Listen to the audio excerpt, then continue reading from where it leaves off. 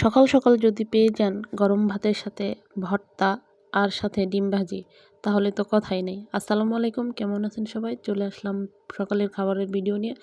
তো প্রথমে আমি ডিম ভাজি করে নিলাম। ডিম ভাজি করা হয়ে গেলে তারপরে চলে আসলাম আমি ভর্তা করতে। প্রথমে আমি আলু ভর্তা করে নিব।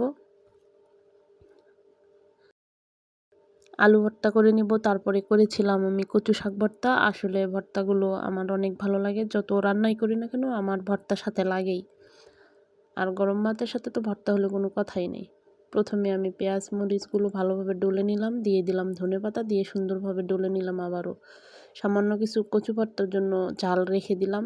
এবার দিয়ে দেবো তার ভিতরে ছিলে রাখা আলু ভর্তাটা আমি করে তারপরে সাইডে রেখে দিয়ে তারপরে